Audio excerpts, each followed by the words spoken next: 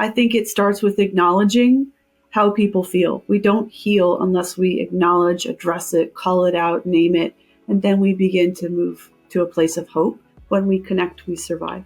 Welcome to Hope Starts With Us, a podcast by NAMI. My name is Dan Gillison, the CEO of NAMI, and I'm your host. And NAMI started this podcast because we believe that hope starts with us, all of us. Let me give you a little bit of a background on that. Hope starts with us talking about mental health. Hope starts with us making information accessible. Hope starts with us providing resources and practical advice. Hope starts with us sharing our stories. And hope starts with us breaking the stigma. If you or a loved one is struggling with a mental health condition and have been looking for hope, we made this podcast for you. Hope starts with all of us. Hope is a collective. We hope that each episode, with each conversation, brings you into that collective so you know you are not alone. So let me give you a little bit of a background because you're going to hear from our guest in just a moment. But I want to give you a little bit of the backdrop as to why and what we're talking about here today. You know, supporting a community of neighbors after a traumatic event and after the cameras have gone home is so critically important. You know, we live in a society where it's more of that microwave kind of immediate versus that crock pot that we need in terms of helping others. So what we're talking about is that we did an episode earlier with our guests who are here with us today on the immediate support for neighbors and communities right after a disaster. And we're going to build on that to talk about what does it look like after disaster or another traumatic event within a community. So in this episode, we are continuing the conversation about what happens when the news stops breaking and communities start the hard work of healing. This was major news. So the genesis for the first episode was the trio of LA fires, Palisades, Eaton, Hughes, and more. Clusters of wildfires led to evacuations across the city, loss of homes, both valuable and sentimental, personal items that simply can't be replaced. In the aftermath of the fires, NAMI and other local affiliates are asking, how can we be of service? What's the most useful help to give these communities? And if tragedy like this strikes our communities outside of Los Angeles, how can the lessons we learned here help us support our neighbors? In other words, that after action report that's talked about. Well, how do you put that to work? How do you learn from this so you can help other communities and neighbors in other environments that may experience this? So our guest here today will discuss these questions and more and give us a little bit of an insight into how people are doing and what they've seen from the onset to now the building and as the cameras have gone away. Erin Raftery Ryan is the CEO of NAMI Westside Los Angeles. She's passionate about the power of storytelling to create social impact, leading with intentionality and a growth mindset. A trained teacher in mindfulness-based cognitive therapy from the Brown School of Public Health, a master gardener from the United States Department of Agriculture, University of California, and currently studying at the Harvard Business School, pursuing her MBA. Welcome, Erin. Welcome. And Dr. Shauna Doc Springer, Chief Psychologist at Stella Mental Health, one of the world's leading experts on psychological trauma, military transition, suicide prevention, and close relationships. 3-time best-selling author, frequently requested keynote speaker, and award-winning podcast host.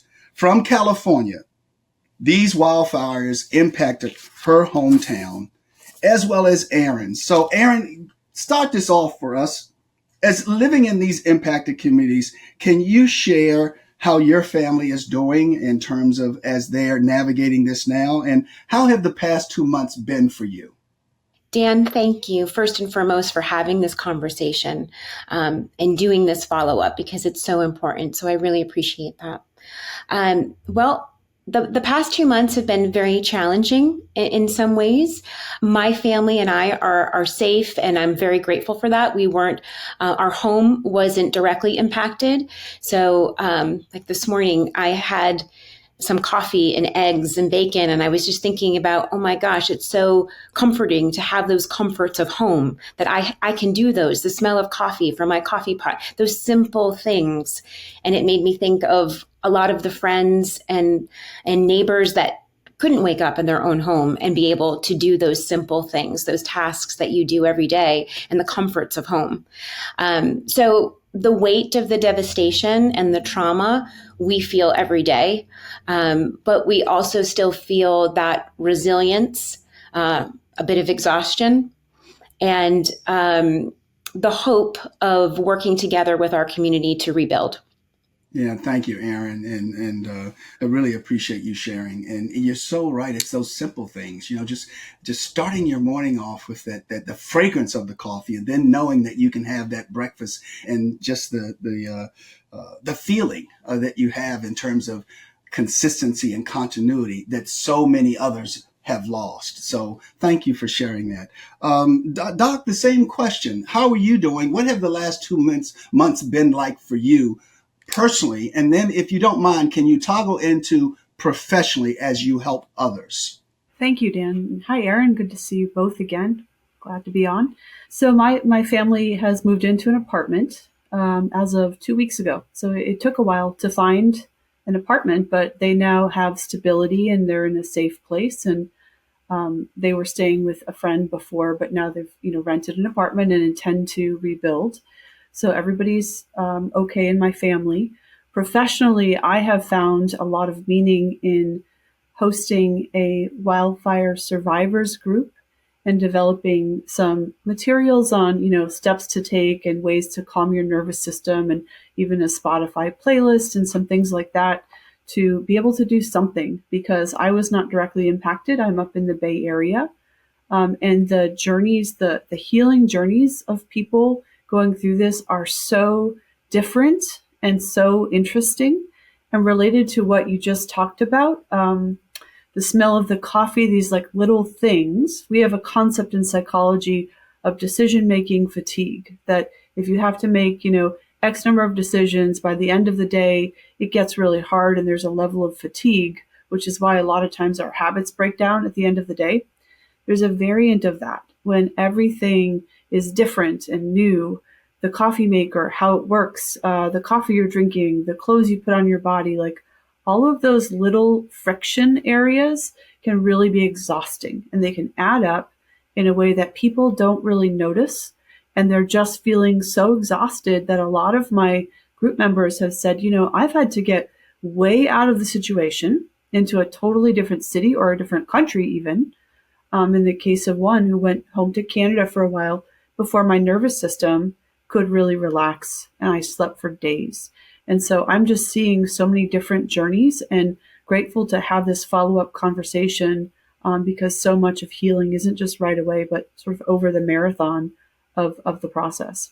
Yeah, and Doc, we're going to come back to you in a minute, because what I want to go to is how someone might respond to a traumatic event. I didn't live the event, and I know how I was responding watching the news. And as I watched the news, I kept saying, I want to turn it on and it'd be a different story, that this is not real, that this is not happening, and that this is just someone that is made up a story. And the person living it, that's seeing their house no longer there, it has to be different for them. But I want to toggle over to Erin for a second and ask, what have been some of the activities, Erin, in the community, and that you and others have taken on, and what's the mood like? Thank you, Dan. And my thoughts go out to you and your family, Doc. I'm glad to hear that they're transitioning and things are moving forward, and just sending so much love to you and to them during this time. The mood, it varies from day to day, and some of the things that are going, there's like micro things that are happening and macro things that are happening. A micro story is, this is going back a little bit, but we were talking to the chief of the Santa Monica Fire Department, and he was out there with, this was still kind of towards the end of when a lot of the firefighters were still here and kind of doing a lot of, still kind of putting out a lot of the fires. And it was a micro act of kindness, but it had a macro impact. And he was kind of on the front lines, and there's 400 or 40 firefighters in the background, and this woman comes up and she's in her car, and she was an older lady, and he said she came up to me and she said, "I want to do something to help." And he said, "Okay, and what can I do for you?" And she said, "Well, I have this cake." And she had a little bundt cake. And he's got so many men behind him, all these firefighters. And this bundt cake is going to last about, maybe a millisecond. But he said, "Oh, thank you so much. That's so lovely. I will take it and be so appreciative." And, he said the look on her face just changed my whole day. The fact that she felt that she contributed in some small way to relieve some pain, to give some joy, was a micro act that had a macro impact. And so I think that those are happening on a day-to-day basis. That's just one, small story that was shared from the chief of the Santa Monica Fire Department. And then on a macro level, I'm on several different kind of coalition groups. One in particular called LA Connect with UCLA Health. And it is a combination of many different organizations, leaders in different spaces that are trying to really create a website, try to create a home base so people can kind of find resources from how do you deal with rebuilding? How do you deal with insurance? How do you deal with your mental health? How do you deal with hotel, anything across the gamut, really kind of seeing the whole trajectory of the possibilities of situations that people are going through, and getting leaders from each space to kind of really talk about and make some game plans and have things and resources accessible for people that are going through this journey, and providing space for them to have other people support them. So that's maybe more of a macro collective that is having maybe more micro impact on personal level. So the overall feeling, I think, is a combination of resilience and exhaustion. Like Doc was saying, you don't really realize the impact it has on you until you kind of sit back and say, "Wow, why am I so tired?"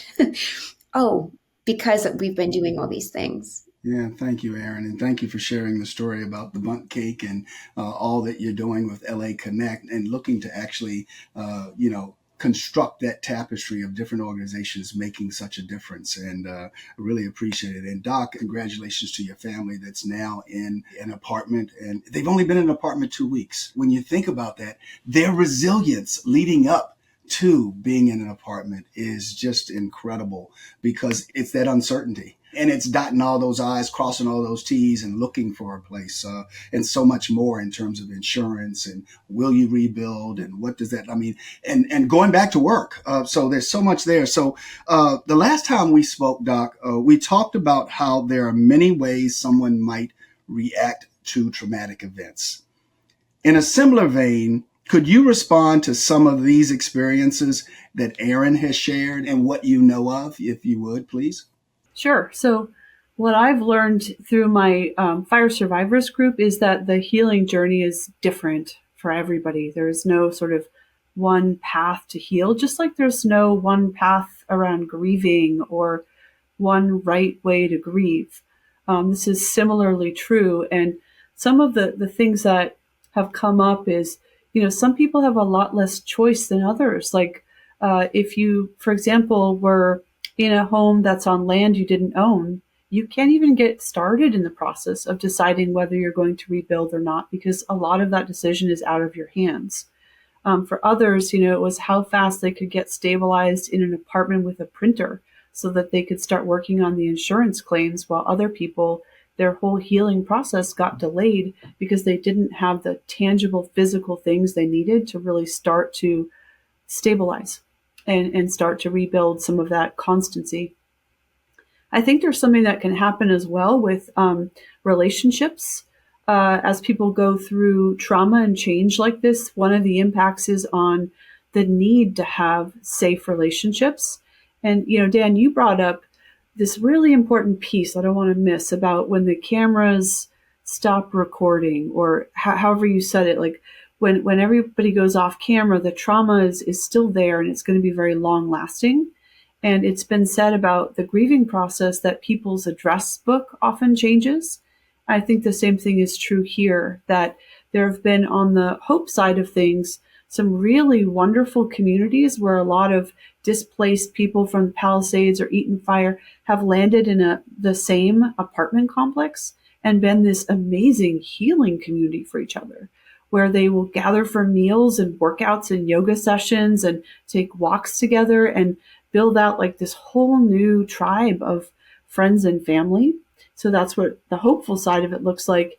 And on the other side, I've supported people that have bonded with people in a moment of need and vulnerability that ended up not being healthy at all. And then they've had further trauma from relationships they might have been more discerning about if they didn't have so much need to be related in this moment of vulnerability.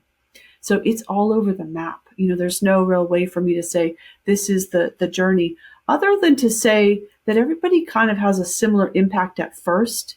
This kind of nightmare, is this real? Depersonalization. I can't believe this. I'm living in a nightmare. Kind of everybody goes through that. And then there's this endless bifurcation of people's healing journeys based on all of these complicated factors as things kind of progress from there. Wow. As we talk about relationships, and you mentioned a couple of little things, that everyone's path is different. And you gave some examples of, think about an apartment that doesn't have a printer.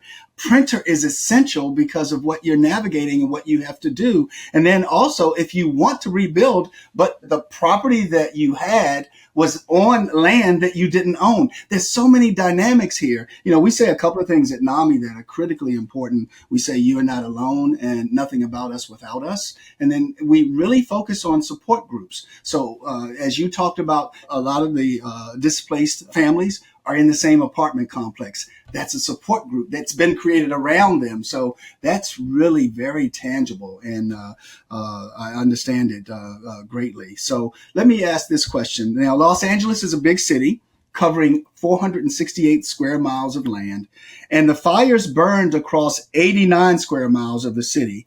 That's almost 20% of the city's landscape affected. How can the city heal together as homes are rebuilt and recovery programs continue?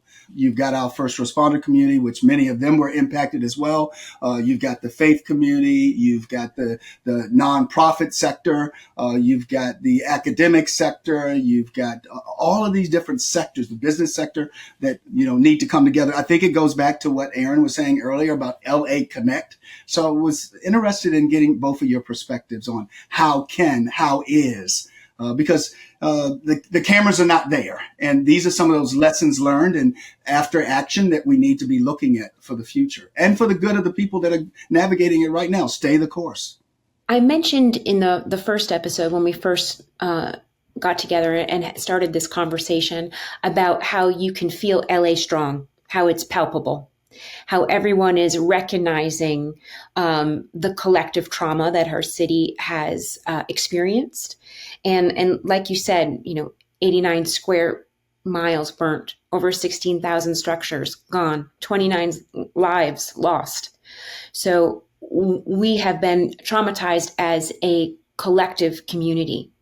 And so I think leaders from every space are rising to the occasion to support our community as a whole. And these coalition groups are a space where those leaders can come together and really report back on the services and the programs that we can provide. For example, when I'm in these conversations, a lot of my focus is on the children, about how our young ones are impacted by this traumatic event. We had spoken, Doc, last time about ACEs, right? That a natural disaster is considered an adverse childhood experience. And so all of our kids, and even across the country, quite frankly, because Dan, you mentioned earlier, putting on the news.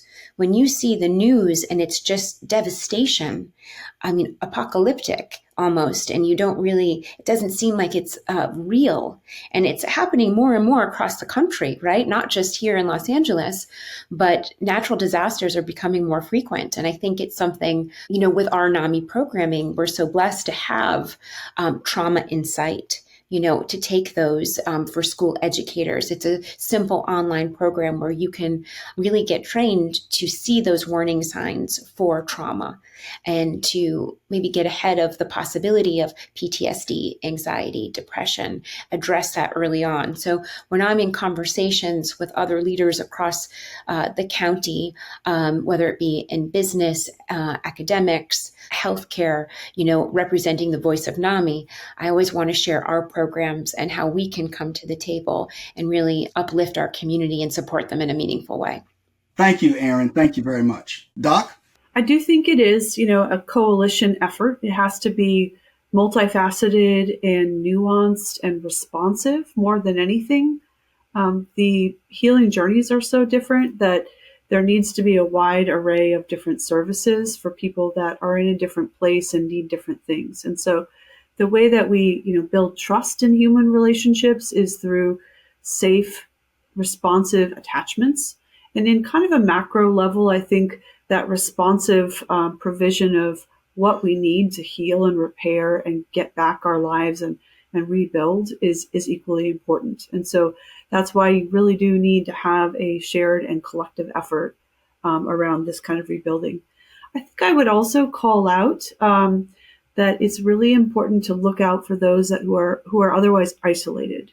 When the cameras go in a different direction and nobody's paying attention, who are the people that get left behind? And one of those is sometimes the first responders. So I have a unique experience of working in the last few months, not just with the civilians who have lost their homes, but with many of the firefighters who were responders to this. And they don't really get time off. Usually they just kind of keep on trucking and they're doing what they're doing. And a lot of them are struggling with feelings of profound helplessness around the particular fires that they responded to and the amount of devastation. With these kind of wins, there's really nothing they could have done, and they did an amazing job. I mean, the fact that there were fewer than 30 deaths in a fire of this size and that so many structures were saved is amazing, amazing. And one of the worst feelings for protectors and defenders is helplessness. And so there's this ripple effect on firefighters of, sort of responding and doing, their human best and also feeling very helpless about the ongoing devastation and the reminders and sort of visual triggers of that. Doc, thank you very much. And as you mentioned, our protectors and our defenders, as you become a firefighter or you go into some other profession where it's all about protecting others, you can have that situation where I didn't stop the fire. I didn't do this. I didn't. So you start doing that personal reflection that doesn't talk about what you did do, that you worked for 4 days with no sleep, that you did this, you did that. You don't focus on that human kind of a mental piece there is what you didn't do. So as you think about that helplessness, how are you working to have them feel hopeful? Like our podcast, Hope Starts With Us. How are you working to have them, as you interact with them, feel hopeful and that they were not helpless and focus on what they did versus what they feel they didn't do? Yeah, that's great. Thanks for that really elegant nudge there. Because that's not the end of the story, right? They feel helpless. I think it starts with acknowledging how people feel. We don't heal unless we acknowledge, address it, call it out, name it, and then we begin to move to a place of hope. And it's been as micro as me having sessions as a Palisades resident and being able to thank some of them directly for what they did in response, and knowing how hard that is to be the only person taking the calls or to be on for days and days and exhausted and trying to do your human best and all the things that you did accomplish. So I've been able to thank them personally and also in a professional way to move them through to a place of everything that could have happened if they hadn't done what they did, and how they did show up and the people that are here because of them. These moments like the bundt cake are important. These moments of interaction between the protectors and defenders and those protected, they are symbolic. And so they carry the seeds of attachment and healing in a symbolic form. So it doesn't have to be, the loaves and fishes that feed the thousands. It's just the idea of somebody sees you. They show up and they say, thank you, I did this thing because I so appreciate you. That's really healing for them when people acknowledge what they did do. And so I think hope can, start from these little moments of intersection between the protected and the protectors, and then also looking around at their fellow protectors and knowing that you all came together and really prevented a lot of devastation that would have otherwise been even worse than what was experienced. I'm nodding so much because so much of what you're saying is resonating with me on so many different levels. We talked about at our last conversation, just my husband being in the military. And I think that feeling of helplessness made him say, who can I help? And went next door and grabbed our neighbor. And those feelings are so real. And talking with our first responders, we're actually having an event for Mental Health Awareness Month. We're having a large gathering and we're inviting a lot of our first responders to have an evening to really acknowledge them and validate all that they did do. And I'm so grateful that we have the opportunity to do that. Because oftentimes, like you said, it's just head down, muscle through, next one. And, they don't have an opportunity to really unpack and process all that they are doing. And so I'm just so grateful for the work that you're doing every day, Doc, to support them and their journey on this and sharing all this information, because what we're feeling is, I think, at times 10 with how they're feeling.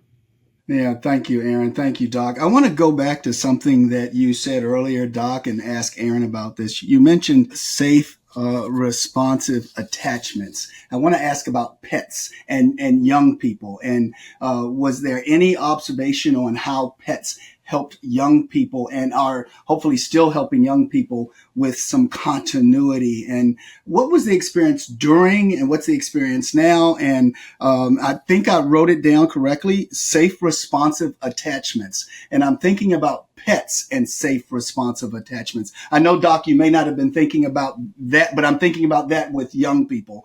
Erin, was there anything you can, or is there anything you can share about pets and navigating this and anything that NAMI is aware of? Well, just our personal experience when we evacuated, we grabbed the dogs and, they're in the back seat. And I think I touched on this in the last conversation when we helped our neighbor. She lives with dementia. And so she was very confused about what was happening. And at first she was very startled. She felt, like we were kidnapping her. And there were moments of like, wait a minute, now I know who you are. Now I don't know who you are. We're in the vehicle. We're, leaving. There's just traffic beyond because everyone is evacuating. And, there's a lot of chaos going on around. So she was very confused. My youngest daughter said, why don't we let Miss have our dog? And so one of the dogs, the smaller one, not the golden retriever, I don't think that she would have enjoyed having her on her lap. But the small beagle went and sat on her lap, Miss Elaine's lap. And that gave her comfort. Here's this woman feeling very displaced, feeling traumatized, very uncertain, not knowing what's happening, and having the comfort of an animal that she could pet and gave her just some warmth, some comfort, and grounded her in all the chaos that was happening. So that was just our personal experience. And we have other things that are happening in our community. We have a ranch too that we are very active with that have rescue animals and that we had to help evacuate. And some of those animals animals, really provided grounding for other people in the community. So I would say pets are such an important part of who we are. Absolutely, they ground you, especially in crisis. Thank you so much. That's an incredible story, and in terms of your neighbor and that continuity and just helping her feel something that was uplifting, if you will. Having had a golden retriever that was about 76 pounds, that would not have worked. So I got it. Hey, Doc, let me come back to you. Safe, responsive attachments. Could you elaborate on safe, responsive attachments? Because the first visual I got was young people and pets, because I felt like that's where that continuity comes in there and there's a calming effect. Let's go with that. So one of Stella Mental Health's partners is Operation Freedom Paws. They're up here in Northern California, and the founder, Mary Cortani, was a CNN hero for some of the work she's done. She was an Army canine handler before this organization started. Here's something interesting. So at Stella, we do a procedure called stellate ganglion block that restores calm to the nervous system. And she was compelled because she brought one of the dogs in with the handler, and the dog was jumping in what they call alerting, because the person was really worked up and stressed out and anxious before getting this treatment done. And after the treatment was done and the nervous system was calmed, the dog just came over, sat down at this person's feet, and just went to sleep. And so dogs see stuff in us that we don't see in each other.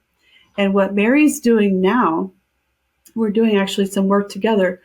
She's been training emotional support dogs for entire first responder departments. And so, for example, there could be a fire department or a police department that has not a canine, like a drug sniffing dog, but totally different training and function to be kind of an emotional support animal for everybody in the department. And they're used in precisely the way you just said. So if there's a crisis or a trauma, they'll bring in the dog to interact with the kid. And the dog will come up and put their nose out, and the kid will start petting them, and kind of like it just calms them down and helps them to be able to talk about traumas with a kind of calming and soothing companion. And those dogs are being used for the first responders after the traumas to actually take care of and notice who's struggling and suffering within the first responder teams. So I think absolutely, safe and responsive attachment, dogs can smell our anxiety, our stress, our trauma, and they can move in. But, as my friend Mary says, it's also not just the dog, it's the human at the end of the leash. So the human at the end of the leash needs to also be the kind of person, or needs to work in conjunction with NAMI and its affiliates and the good docs out there to really help people move from a place of trauma into a place of deep healing. Thank you very much. Erin, I want to come back to you from the standpoint of NAMI. When we did our first podcast in terms of this devastation, you mentioned some of the staff that were actually impacted, but they were actually trying to help others. And we don't know whether some of our listeners will go back to the first podcast. So we always say that a lot of the people at NAMI start out as volunteers, and they take their pain and they turn that into their purpose, and that purpose becomes their passion. And I think that that's what you see every day, and it's a part of your DNA as well. Would you share a little bit about what you told our listeners in that first podcast about your staff? Absolutely, Dan. You're 100% right. Heal people, healed people, right? And I think that our team, we had one team member in particular who he and his parents lost their home, and that was just devastating. He is a peer support group facilitator and has continued to run our peer support groups. And there's some times that he needs to take a break and he doesn't lead the support group, and other times he's there. And I think that, like you said, Doc, everyone's journey is different, and we know at NAMI it's not linear. So some days you win, some days you lose, some days you get rained out. And he's doing very well. Again, just the epitome of resilience and hope. A wonderful, wonderful team member. And, he's taking it one day at a time, but is always there for our community. Yeah. So, Erin, tell me a little bit about NAMI. You're an incredible leader there, and I'm just not saying it. It is absolutely the truth. So, as a leader, what resources have you marshaled? And I know you have your ear to the ground and you see where there's needs. Tell us a little bit about what you've done and what you're doing in terms of aligning the NAMI resources. Well, first of all, thank you, Dan. That's very kind of you. And I take my lead from you. And I think that you are an excellent listener. You listen to us. You listen to everyone that's in your team and to all those that you serve. So you lead by example, and I try to follow. And so taking that into consideration, we reached out to our state office, NAMI California, because they were there, as well as the national office. What can we do to help? And, we said, well, are there other NAMI affiliates that perhaps have gone through something like this in the past that could provide some support to us? And so we were connected to NAMI Hawaii. And because of the devastation that they experienced not too long ago. And so we organized a Zoom call with the leaders from NAMI Hawaii for some of the leaders here in Los Angeles County to kind of talk about and walk through, their experiences. So I think that the power of the collective, the power of connection, and really listening to others, and also just heeding the support of others. Sometimes it's so difficult to know what you need when you're in the middle of it. And so sometimes just being able to receive is also a gift. I know we talked about being hyper vigilant. And I think that when you're in the midst of crisis, you are just on edge. You're just trying to survive. And it's hard sometimes to receive the support when you're on high alert. And a big shout out to our friends at NAMI Southeast Louisiana. They recognize that. And they organized a wonderful support campaign and had numerous letters of hope, personal handwritten notes from children in their community, from board members, from their team and staff. And it was just so powerful to receive a huge manila envelope in the mail saying that you're not alone. And you have support. And I think sometimes you're a great example of this. As a leader, you just have to listen and be available to receive that information. So I try to do that every day, to listen to the needs of our community and also try to connect and provide that support for those needs wherever they may be. Erin, I want to say thank you for the compliments. You, as you know, I don't do well with those. So thank you very much. I appreciate it. And as you talked about NAMI Southeast Louisiana and your peer, Nick Richards, and what he did, this is our community helping each other and just being there. And Nick navigated something there in Southeast Louisiana with the French Quarter and the situation there as well. So he knows this very well in terms of traumatic events, and as well as Katrina and displaced families with Katrina and adverse childhood experiences that we brought up earlier about ACEs. When you have families that have to move from a community that's all they've known is New Orleans, and they have to relocate to Mississippi, to Texas, to Utah. This is all real, and it's very much what we're seeing here. So appreciate the collaboration and the sharing in NAMI Hawaii, NAMI Southeast Louisiana, and other locations. Doc, Erin, what would you like to make sure that our audience hears from you in terms of the current state, the resilience, the next steps, and what they need to really hear? I'd love to make a little comment on what Erin just shared about the power of that kind of communication, direct letters, communication with grief, with trauma. There is often this piece about, when the casseroles stop coming, when the calls stop coming, when the letters stop coming, that I really think things that we aspire to, whether it's hope or love, are things that should compel us to act. And that there's a way to do this in very practical ways. I can't remember, Dan, if we talked about this on the last podcast, but a simple practice. A lot of people ask me, what can I do to help? I'm at a distance. What can I do to help? one of the things that people can do is get out their phone and, put in their phone twice every month, make a call, send a text, send a old school letter if somebody has a mailing address where they can receive it, right? Which not everybody does. But make a proactive attempt to reach out and put that in your calendar for the next year, because that might be the thing that person needs to hear from. And they might say, hey, I need a resource. And then you've got all these rich resources at NAMI and this coalition that, Erin, you're working on, and other interventions and treatments. And Stella is part of a whole ecosystem of healing efforts for people that are impacted by trauma. And so when people receive that responsive and constant proactive support, that gives them the openings that they need to perhaps say, hey, I'm not doing well right now, or I'm struggling.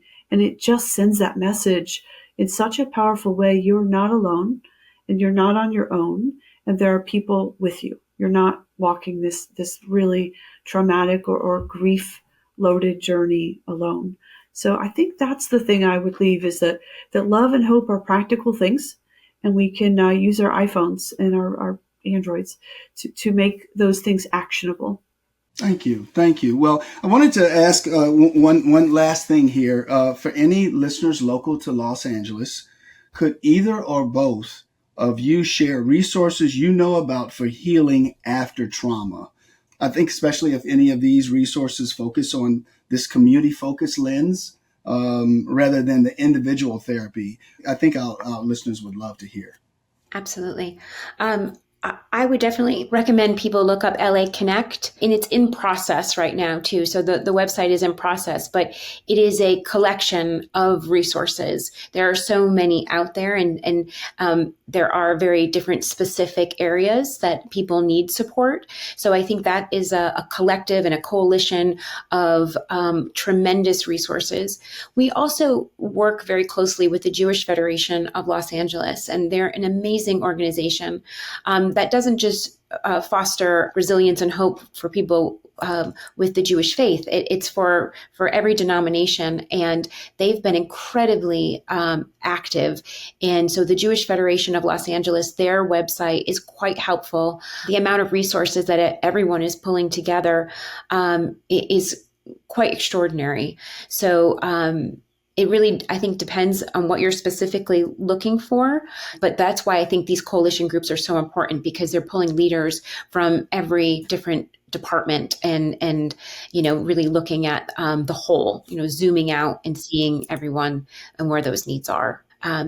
Doc, I have a quick question, actually. So being on this collective and working with UCLA Health, they've been amazing, because they've also been talking about the natural the environmental rebuild that's going to have to happen. And I heard this term that I had never heard before, and I probably will mispronounce it, but it's called solastalgia,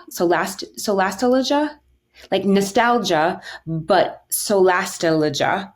And it's about like shared spaces. Have you heard this term before? I have not. It's interesting. So this came out of the UCLA Health conversations? Yes, there's a fabulous article that I read, and I will share it. But it was talking about the nostalgia of shared spaces, about these just treasured environmental locations that we have, specifically on the Pacific Palisades and Malibu and the Pacific Coast Highway, all of these unbelievably beautiful spaces that are just not there anymore. They're just gone. It's unbelievable. And if you go to Will Rogers, if you hike there every Saturday, it looks completely different now. So this routine and this environment, this place, this sense of the fabric of who you are, not just your home, but the actual space of our community is gone. And I just thought that was such an interesting concept that I had not thought about. And also, too, I mean, LA traffic. So, I mean, it's just compounded completely more because PCH is closed. So, every day when you're driving, you're like, wow, that is no longer an option. Yeah, it's hard to imagine that it could get, even more compacted with the traffic. We talk about this, Erin, all the time. I just did a group yesterday for the wildfire survivors, and we were reflecting on what is the essence of the Palisades, having grown up there. And we talked about how they had a 4th of July parade that went down this one street. And the night before, everybody would put chairs all up and down that road without a thought that the chairs would be stolen. It just wasn't even a thought. Nobody's going to steal your chairs, even now. And then you'd come and there'd be there were these old guys in the parade that were maybe Shriners, or they had these big puffy boxer shorts with hearts all over them. It was the Oompa band. And in those days, I know that trauma happens all the time. I know what happens behind closed doors in the work I do. But at that time in history, there was something that felt so innocent because nobody said child predators. It was, these guys were raising funds for kids in hospitals, and it was this time of innocence to all of us, and nostalgia and memory and place and space, and Will Rogers. And we talk about this all the time. And it's super interesting because even though I haven't been down there since the fires, I find myself really craving to go to Half Moon Bay, where I have a home in the eucalyptus groves, because it smells like home. And I want to go down there, and I want to smell those smells, and I want to remember those things, because otherwise it's so painful to think about all the landscape of all those memories just being gone and changed. And people will rebuild, and hopefully rebuild, restoring some essence of that, or bringing in some symbolic markers of what that legacy has been for those communities, because it really felt like a small town within the big gaping, kind of expanse of what Los Angeles is and all of its traffic and busyness. So I'm a fan of actually not giving people too many resources. So I'm not going to add, other than, of course, I believe in the work we do at Stella Mental Health. I would direct people to the LA Connect and the coalition there, because I think giving too many resources for people in trauma can be confusing. And if you have a group that's really bringing in a number of different mental health and recovery resources, and bringing them under one umbrella, that's generally best. So NAMI has great resources too on the website. Of course, I would encourage people to check out the NAMI resources and groups that you all have been running for years, for people who are impacted, and family members of those who are struggling with depression, anxiety, and other mental health conditions. That's a great resource. But I think I would just say go with the ones that you shared and keep it simple. Yeah, I appreciate that. And I would also offer to you that at the end, we'll share our HelpLine, which is a resource line. So we'll mention that. And it's a great resource. And thank you very much to both of you. LA Connect, the Jewish Federation of Los Angeles, and the other resources.